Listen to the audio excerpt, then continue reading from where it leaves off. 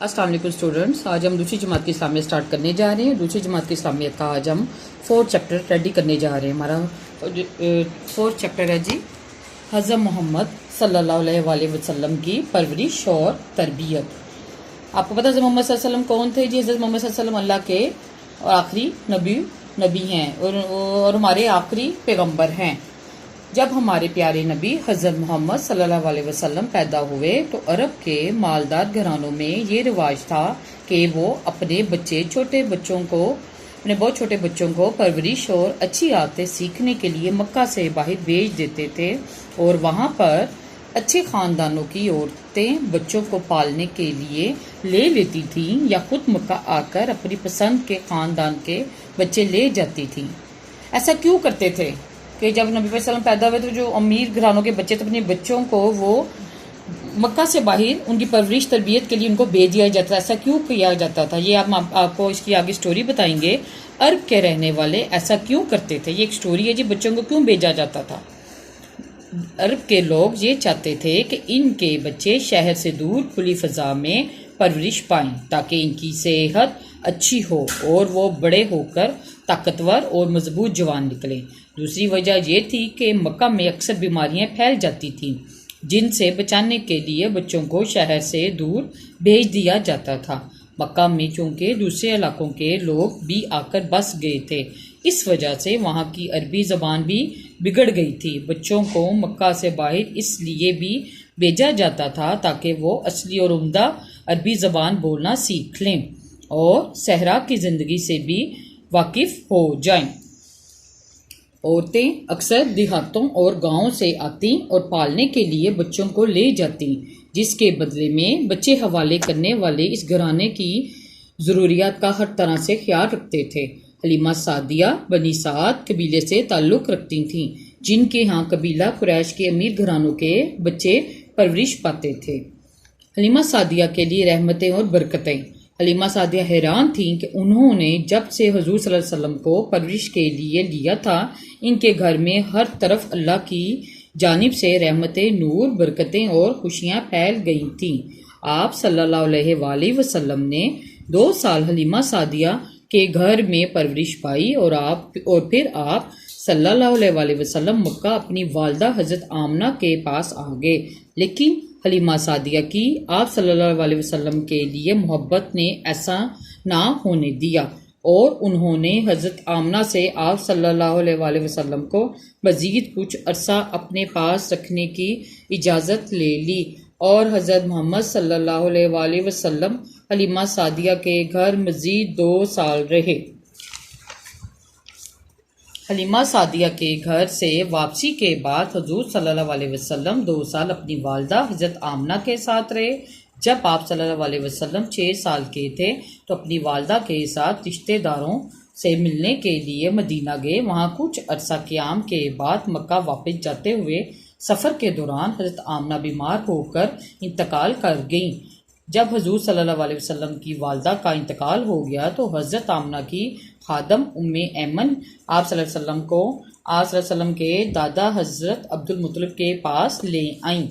दादा ने अपने चहीते मरहूम बेटे हज़रत अब्दुल्ला की इकलौती औलाद की परवरिश की जिम्मेदारी खुशी से कबूल की और बड़ी मोहब्बत के साथ इनकी देखभाल की। हज़रत अब्दुल मुत्तलिब अपने कमसन पोते के सब्र और अक्लमंदी से मुतासिर थे। इसी वजह से वो आप सल्लल्लाहु अलैहि वसल्लम को अपने साथ रखते थे। अभी हज़रत अब्दुल मुत्तलिब के साथ रहते हुए 2 साल गुजरे थे कि वो भी इंतकाल कर गए। दादा के इंतकाल के बाद आप सल्लल्लाहु अलैहि वसल्लम की परवरिश की जिम्मेदारी आप सल्लल्लाहु अलैहि वसल्लम के चचा हज़रत अबू तालिब ने कबूल की और हज़रत मोहम्मद सल्लल्लाहु अलैहि वसल्लम इनके घर रहने लगे। ये हज़रत मोहम्मद सल्लल्लाहु अलैहि वसल्लम के बचपन की कुछ और बातें। बचपन में हज़रत मोहम्मद सल्लल्लाहु अलैहि वसल्लम देखते कि लोग बुतों की पूजा करते हैं, लेकिन आप सल्लल्लाहु अलैहि वसल्लम ने इस बात को कभी पसंद ना किया।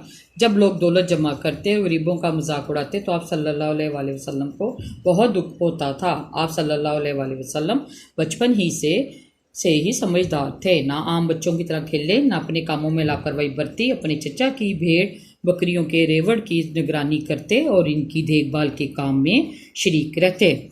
वक्त ज़ाया ना करते, किसी फालतू बात या लड़ाई झगड़े के करीब भी ना जाते, कभी मुंह से कोई बुरा लफ्ज़ नहीं निकाला। जो भी हमारे नबी सल्लल्लाहु अलैहि वसल्लम के साथ मेलजोल करता, इनसे बहुत मोहब्बत करने लगता। इसलिए आप सल्लल्लाहु अलैहि वसल्लम छोटी उम्र से ही अपनी ईमानदारी और सच्चाई के लिए मशहूर हो गए थे। अपनी और गैर आप सल्लल्लाहु अलैहि वसल्लम को सादक और अमीन कहते थे। आप सल्लल्लाहु अलैहि वसल्लम ने कभी किसी बुत को हाथ नहीं लगाया। उम्मे ऐमन कहती हैं, एक मरतबा मैंने देखा कि आप सल्लल्लाहु अलैहि वसल्लम के चचा और फूफियाँ आप सल्लल्लाहु अलैहि वसल्लम पर महज इसलिए नाराज़ हो रही हैं कि आप सल्लल्लाहु अलैहि वसल्लम बुतों से दूर रहते हैं और बुतों की प्रस्तिश नहीं करते। आप सल्लल्लाहु अलैहि वसल्लम प्रस्तिश में पूजा आप सल्लल्लाहु अलैहि वसल्लम की फूफियाँ डरती थीं कि ये बुत कहीं आप सल्लल्लाहु अलैहि वसल्लम को कोई नुकसान ना पहुंचाए। एक दिन आप सल्लल्लाहु अलैहि वसल्लम सबके कहने पर बुतों के नज़दीक चले तो गए, लेकिन फिर कहा मुझे लग रहा है मैंने गलती की है। आपने बताया कि जब भी मैं किसी बुत के करीब जाता तो मेरे पीछे आदमी की शक्ल में कोई आता और ऊंची आवाज़ में कहता है, मोहम्मद सल्लल्लाहु अलैहि वसल्लम इसको हाथ ना लगाना। इसी तरह बुतों की पूजा के मौका पर बाज़-औक़ात लोग बुतों के नाम पर जानवर कुर्बान करते और इनका गोश्त खाते, लेकिन हज़रत मोहम्मद सल्लल्लाहु अलैहि वसल्लम ने कभी ऐसी कुर्बानी का गोश्त नहीं खाया। ये हमारा चैप्टर नंबर 4 था जी, हज़रत मोहम्मद की परवरिश और तरबियत, और इसकी एक्सरसाइज अब हम करेंगे। उसको आपके नोट्स आपको प्रोवाइड किए जाएंगे। सबक नंबर जी हमारा 4 है, क्लास जमात 2 में हज़रत मोहम्मद की परवरिश और तरबियत, सवालात के जवाबात लिखिए। सवाल नंबर 1, हज़रत मोहम्मद सल्लल्लाहु अलैहि वसल्लम पैदा हुए तो अरब में बच्चों को पालने का क्या तरीका था? जब हज़रत मोहम्मद पैदा हुए तो अरब के बच्चों को मक्का से बाहर गाँव में भेज देते थे। अरब ऐसा क्यों करते थे? अरब ऐसा इसलिए करते थे ताकि उनके बच्चे खुली फ़ज़ा में परवरिश पाएँ। हज़रत मोहम्मद की जिस खातून ने परवरिश की नाम लिखिए। हज़रत मोहम्मद की जिस खातून ने परवरिश की उनका नाम हज़रत हलीमा सादिया था। अगला सवाल नंबर 4 है जी हमारा, हज़रत मोहम्मद कुल कितने साल हलीमा सादिया के पास रहे? हज़रत मोहम्मद कुल 2 साल हलीमा सादिया के पास रहे। यतीम किसे कहते हैं जिसके माँ बाप ना हों? बचपन से ही हज़रत मोहम्मद की आदत और तवार कैसे थे? बचपन से ही हज़रत मोहम्मद बहुत सादा तबीयत रखते थे, ना कोई फालतू बात करते, ना किसी लड़ाई झगड़े के करीब जाते, कोई बुरा लफ्ज़ मुंह से ना निकालते थे। अब हमारे जी चैप्टर हमारा वही चल रहा है, हज़रत मोहम्मद की परवरिश और तरबियत, मुख्तसर सवालात के जवाबात लिखिए। उम्मे ऐमन कौन थी? हज़रत आमना की खादमा थी। हज़रत मोहम्मद के दादा कौन थे? नाम लिखिए, हज़रत अब्दुल मुत्तलिब। हज़रत मोहम्मद के दादा ने आपकी परवरिश किस तरह की? हज़रत मोहम्मद के दादा ने आपकी परवरिश बड़ी मोहब्बत के साथ की।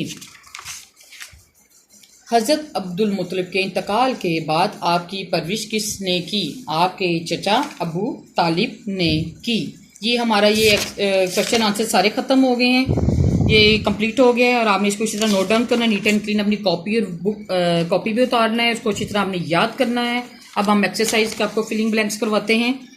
ज़ख़ीरा अल्फाज की मदद से रसूल पाक सल्लल्लाहु अलैहि वसल्लम के बारे में जुमले मुकम्मल कीजिए। रसूल पाक सल्लल्लाहु अलैहि वसल्लम सबके लिए क्या थे जी?